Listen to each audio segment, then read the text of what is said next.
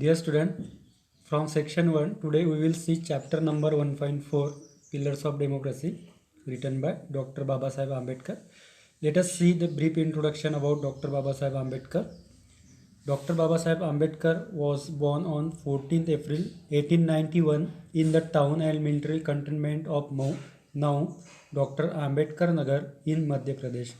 तो डॉक्टर बाबा साहेब आम्बेडकर का जन्म 14 अप्रैल 1891 को जो मध्य प्रदेश में का मऊ नाम का जो मिलिट्री कंटेनमेंट वाला शहर है, जो यहाँ पे सैनिकी छावनी थी, कंटेनमेंट था, वहाँ पे जिसे आज डॉक्टर आम्बेडकर नगर कहा जाता है, वहाँ उनका जन्म हुआ था। He got his degree from Elphinstone college Mumbai. उन्होंने अपनी जो डिग्री है, जो पदवी है, मुंबई के एल्फिंस्टन कॉलेज से प्राप्त की थी।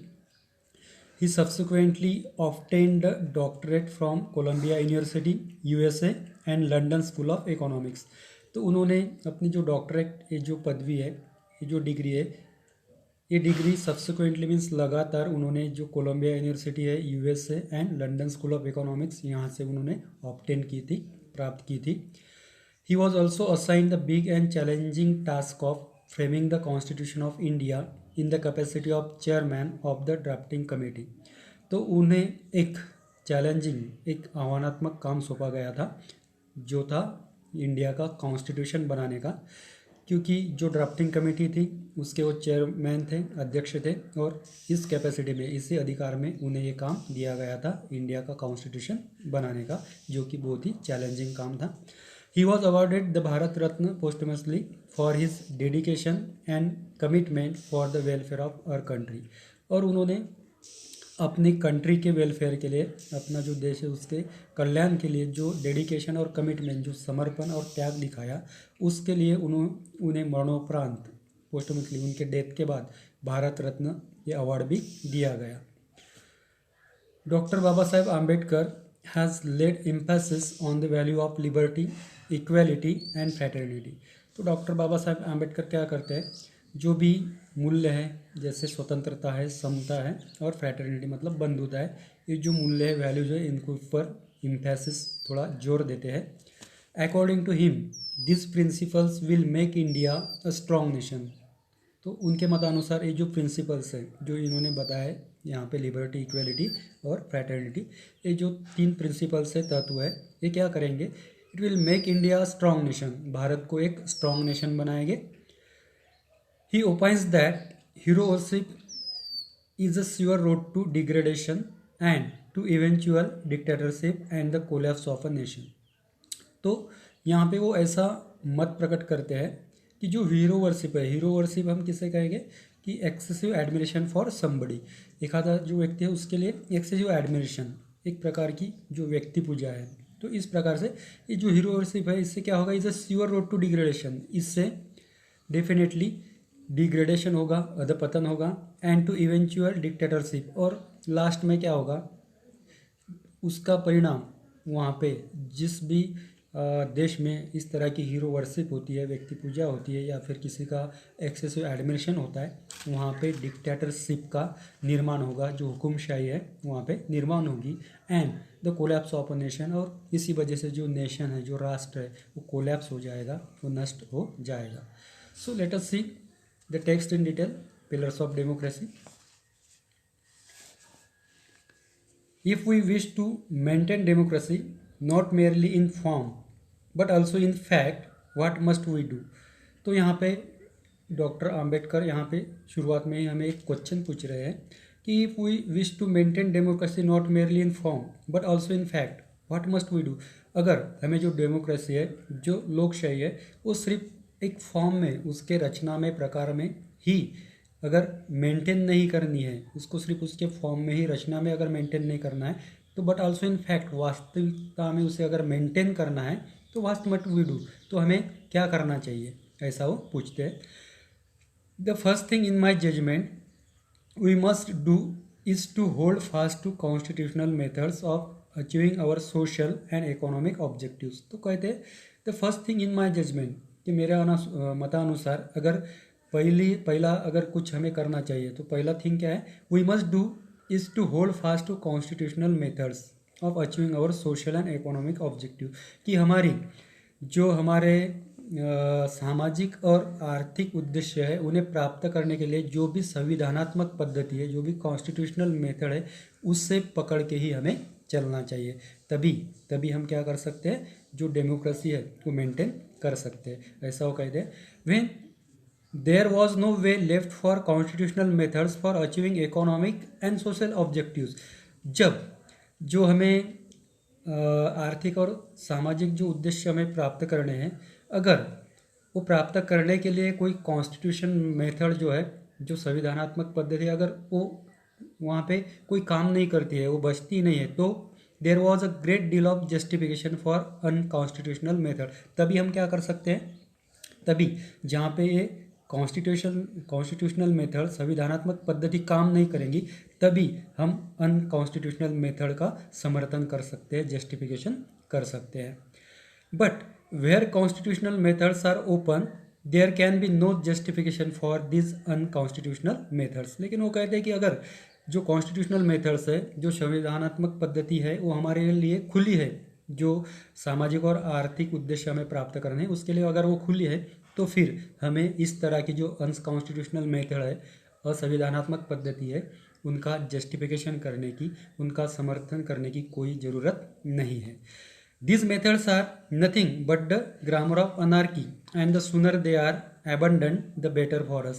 और ये जो मेथड है वो कह रहे हैं, this method means that unconstitutional methods, ये जो अनकॉन्स्टिट्यूशनल मेथड्स है और असंविधानात्मक जो पद्धति है, are nothing but the grammar of anarchy, ये कुछ भी नहीं लेकिन ग्रामर ऑफ अनार्की है। तो यहाँ पे ग्रामर ऑफ अनार्की मतलब a state of disorder due to the absence of non recognization of controlling system, कि एक अराजकता, एक डिसऑर्डर वो इस वजह से वहाँ पे निर्माण हो चुकी है, क्योंकि लोग जो कंट्रोलिंग सिस्टम है उसको रिकॉग्नाइज नहीं करते, पहचानते नहीं है, इसलिए वहाँ पे एक डिसऑर्डर निर्माण हो चुकी है। तो क्या होगा, ऐसे इस प्रकार की जो अनकॉन्स्टिट्यूशनल मेथड्स है वो इस प्रकार की अराजकता निर्माण करने वाले मेथड्स है। And the sooner they are abandon the better for us, और जितने जल्दी हम इस तरह की जो मेथड है, अनकॉन्स्टिट्यूशनल मेथड है, उनको जितने जल्दी छोड़ देंगे, अबंडन करेंगे, छोड़ देंगे, उसका त्याग करेंगे, द बेटर फॉर अस, वो हमारे लिए उतना ही बेटर होगा, अच्छा होगा।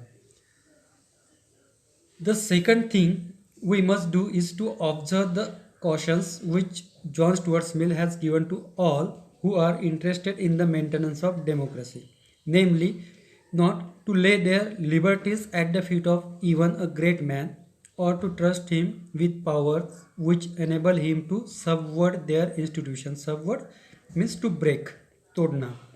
Okay. The second thing we must do is to observe the caution which John Stuart Mill has given to all. अगर दूसरी चीज़ हमें कुछ करनी चाहिए इस डेमोक्रेसी के मेंटेनेंस के लिए, तो हमें क्या करना चाहिए, कुछ जो कॉशंस है, जो कुछ सावधानी है, वो सावधानी हमें बरतनी चाहिए, जो हमें जॉन स्टुअर्ट मिल ने सबको हमें यहाँ पे दी हुई है, बताई हुई है। वो क्या है, who are interested in the maintenance of democracy, कि जो भी इंटरेस्टेड है डेमोक्रेसी के मेंटेनेंस में, डेमोक्रेसी को मेंटेन करना चाहते हैं, उन लोगों को वो सावधानी बरतनी चाहिए जो जॉन स्टुअर्ट मिल ने बताई हुई है। Namely not to lay their liberties at the feet of even a great man. तो जॉन स्टुअर्ट मिल यहाँ पे क्या बताते हैं, हमारी जो लिबर्टी है, हमारी जो स्वतंत्रता है, हमें वो किसी भी, अगर कितना भी व्यक्ति ग्रेट क्यों ना हो, महान क्यों ना हो, तो हमें हमारी लिबर्टी जो है, स्वतंत्रता जो है, उसके पैरों के तले नहीं डालनी चाहिए। हमें हमारी जो स्वतंत्रता है वो नहीं खोनी चाहिए, सामने वाला व्यक्ति कितना भी ग्रेट क्यों ना हो, महान क्यों ना हो।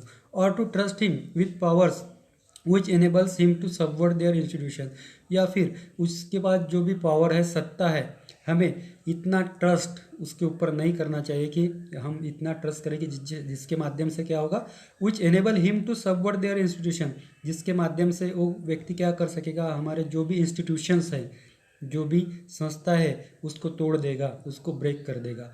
इस तरह का भी ट्रस्ट, विश्वास उस व्यक्ति के ऊपर करना नहीं चाहिए, या फिर हमारी जो लिबर्टी है, स्वतंत्रता है, उसके पैरों में हमें नहीं डालनी चाहिए। There is nothing wrong in being grateful to great man who have rendered मतलब कॉन्ट्रीब्यूटेड और made available, who have rendered life long services to the country. तो यहाँ पे डॉक्टर बाबा साहब आम्बेडकर कहते हैं कि ऐसा करने में कुछ गलत नहीं है, there is nothing wrong in being a grateful to great man, कि जो सच में ग्रेट है ऐसे लोगों के प्रति ग्रेटफुल होने में, कृतार्थ होने में कोई भी गलत चीज़ नहीं है। लेकिन हम किसे ग्रेट मैन कहेंगे, किस तरह के great man? Who have render life long service to the country, ऐसे लोग जिन्होंने कंट्री के लिए, अपने देश के लिए लाइफ लॉन्ग सर्विस दी है, बहुत सारी सेवा की हुई है, बहुत कंट्रीब्यूशन दिया हुआ है, योगदान दिया हुआ है, अपने जीवन का बहुत बड़ा त्याग किया हुआ है, समर्पण दिया है। ऐसे जो ग्रेट मैन है उनके प्रति कृतार्थ होने में कोई भी गलत नहीं है, ग्रेटफुल होने में कोई भी गलत नहीं है, ऐसा वो कहते हैं। But there are limits to gratefulness, लेकिन जो ग्रेटफुलनेस है, जो कृतार्थता है, वो दिखाने में भी कुछ तो भी मर्यादाएं होती है, कुछ लिमिट्स होते हैं। As has been well said by the Irish patriot Daniel O'Connell, no man can be grateful at the cost of his honour, no woman can be grateful at the cost of her chastity, purity और modesty, and no nation can be grateful at the cost of its liberty. तो as has been well said by the Irish patriot Daniel O'Connell, कि एक जो Irish patriot थे, देशभक्त थे, जिनका नाम है डैनियल ओ कैनल, उन्होंने जो कहा है यहाँ पे बताया, उनके मतानुसार वो क्या कहते हैं कि no man can be grateful at the cost of his honour, कि कोई भी व्यक्ति अपना जो मान सम्मान है उसकी मतलब मान सम्मान खो के ग्रेटफुल नहीं बन सकता, कृतार्थ नहीं बन सकता, अपना मान सम्मान की बलि चढ़ा के वो ग्रेटफुल नहीं बन सकता। No woman can be grateful at the cost of her chastity, और कोई भी स्त्री अपनी जो पवित्रता है उस पवित्रता को, चेस्टिटी को बलि चढ़ा के ग्रेटफुल या कृतार्थ नहीं बन सकती।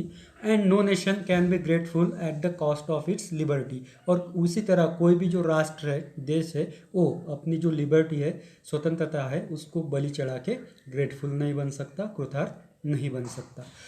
This question is far more necessary in the case of India than in the case of any other country. तो अम्बेडकर यहाँ पे कहते हैं ये जो क्वेश्चन है, ये जो सावधगिरी है, वो इंडिया के केस में बहुत नेसेसरी चीज़ है, एक आवश्यक चीज़ है वर्ल्ड के किसी और कंट्री से ज़्यादा। इंडिया के लिए ये जो चीज़ है बहुत ही आवश्यक चीज़ है। फॉर इन इंडिया भक्ति और what may be called path of devotion और hero worship plays a part in its politics unequaled in magnitude by the part it plays in the politics of any other country। तो क्यों any other country in the world, तो क्यों ऐसा है? क्योंकि India के लिए ये चीज़ क्यों इम्पोर्टेंट है ऐसा समझना, ये क्यों नेसेसरी है, ये सावधगिरी जो कोशिश है रखना। क्योंकि जो भारत देश है हमारा, यहाँ पे जो भक्ति है या फिर जिसे हम डिवोशन कहते हैं, ये भारत में ज़्यादा देखा जाता है, क्योंकि भारत में जो है हीरो वर्शिप ज़्यादा की जाती है। It's plays a part in politics, politics में भी एक प्रकार की भूमिका यहाँ पे इंडिया में ये चीज़ निभाती है। Unequal in magnitude by the part it plays in the politics of any other country in the world, कि वर्ल्ड के किसी और कंट्री में इस प्रकार का डिवोशन, हीरो वर्शिप, भक्ति, ये जो चीज़ है देखने को नहीं मिलती, सिर्फ इंडिया में ही देखने को मिलती है। इसलिए इंडिया के बारे में इस तरह की जो सावधानी है वो बरतना बहुत जरूरी है, ऐसा अम्बेडकर कहते हैं। Bhakti in religion may be a road to the salvation of the soul. अगर धर्म का विचार हम करें कि जो धर्म से रिलेटेड भक्ति की जाती है, जो डिवोशन दिया जाता है एक प्रकार की, वो जो भक्ति है वो क्या है, it may be the salvation of the soul, कि उस पर आत्मा की मुक्ति हो सकती है।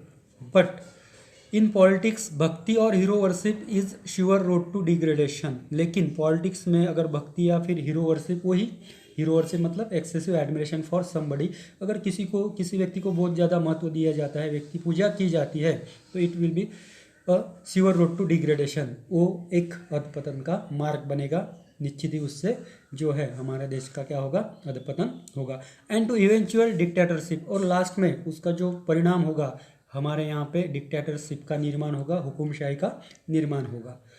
On the 26th of January 1950 we are going to enter into life of contradiction.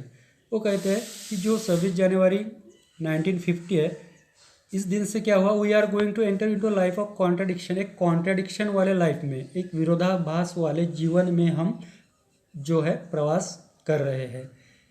जब उन्होंने ये टेक्स्ट लिखा था तब उन्होंने ऐसा कहा हुआ है कि तब हम क्या कर रहे थे, एक कॉन्ट्राडिक्शन वाले, विरोधाभास वाले जीवन में हमारा प्रवास हो रहा था। इन पॉलिटिक्स, क्यों ऐसा कॉन्ट्राडिक्शन क्या था, क्योंकि वो कहते हैं in politics we will have equality and in social and economic life we will have inequality. क्योंकि पॉलिटिक्स में, राजकीय क्षेत्र में हमें एक प्रकार की इक्वेलिटी थी, समानता थी, लेकिन in social and economic life we will have inequality, क्योंकि जो सोशल, सामाजिक और हमारा जो आर्थिक जीवन है उसमें हमारे सामने विषमता होगी, इनइक्वेलिटी होगी, ऐसा उन्होंने बताया था। In politics we will be recognizing the principle of one man one vote and one vote one value. तो पॉलिटिक्स में वो कहते हैं, राजकारण में हम इस बात को रिकॉग्नाइज करेंगे, पहचानेंगे कि हमारे पास इस प्रकार के प्रिंसिपल्स है, हमें बताया गया है कि वन मैन ओन वोट, एक व्यक्ति उसका एक वोट रहेगा, and one vote one value, और एक वोट मतलब एक वैल्यू, इस तरह की समानता, एक इक्वेलिटी वहाँ पे होगी पॉलिटिक्स में, इस अनुसार बताया गया। In our social and economic life, लेकिन हमारा जो सामाजिक और आर्थिक जीवन है we shall by reason of our social and economic structure, की रीजन के साथ जो हमारा सामाजिक और जो इकोनॉमिक स्ट्रक्चर है, आर्थिक रचना है हमारी, continue to deny the principle of one man one value, तो उस प्रिंसिपल के अनुसार हम इस बात को नकारेंगे, इस प्रिंसिपल को नकारेंगे कि वन मैन वन वैल्यू, एक व्यक्ति एक वैल्यू, एक मूल्य, कि एक व्यक्ति एक ही जैसा मूल्य, इस बात को हम वहाँ पे नकारेंगे, ऐसा वो कहते। तो इस तरह का कॉन्ट्रडिक्शन, एक विरोधाभास हमें देखने को मिलेगा। How long shall we continue to live this life of contradiction, तो कितने लंबे समय तक हम एक कॉन्ट्रडिक्शन वाला जो जीवन है वो बिताएंगे, जिएंगे, विरोधाभास वाला जीवन जिएंगे, ऐसा क्वेश्चन वो सवाल वो यहाँ पे करते हैं। How long shall we continue to deny equality in our social and economic life, कि कितने लंबे समय तक हमारा जो सामाजिक और आर्थिक जीवन है उसमें हम समानता को नकारेंगे, इस प्रकार का भी क्वेश्चन वो करते हैं। If we continue to deny it for long, अगर हमने ऐसे ही इसको लंबे समय तक हम नकारते रहे तो क्या होगा, we will do so only by putting our political democracy in peril, peril means in danger, in risk. तो हम हमारा जो भी राजकीय लोकशाही है, इस तरह का अगर वर्तन हम करते रहेंगे तो हम हमारे जो राजकीय लोकशाही है उसे डेंजर में, रिस्क में, हम उसे एक प्रकार के खतरे में डालेंगे।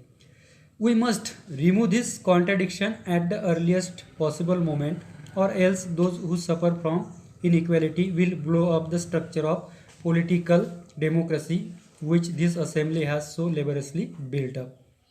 तो we must remove this contradiction at the earliest possible moment। तो हमें क्या करना चाहिए कि जितने जल्दी हो सके उतने जल्दी ये जो भी कॉन्ट्राडिक्शन है, विरोधाभास है, इससे हमें जितने जल्दी हो सके उतने जल्दी रिमूव करना चाहिए, इसे हटाना चाहिए। और else those who suffer from inequality, और जो लोग इनइक्वालिटी से सफ़र कर रहे हैं, विषमता को सहन कर रहे हैं, will blow up the structure of political democracy, वो क्या करेंगे, जो पॉलिटिकल डेमोक्रेसी है, जो राजकीय लोकशाही है, उसका जो स्ट्रक्चर है, रचना है, उसे क्या करेंगे, which this assembly has so लेबरसली built up, जिसे इस असेंबली ने बहुत ही मेहनत के साथ बिल्टअप किया है, तैयार किया है, इस तरह के पॉलिटिकल डेमोक्रेसी को जो लोग हैं इनइक्वालिटी सफ़र करने वाले, वो क्या कर देंगे, उसको खत्म कर देंगे, लोकशाही को खत्म कर देंगे। So student, today we will stop here. The remaining part of Pillars of Democracy we will see in our next video.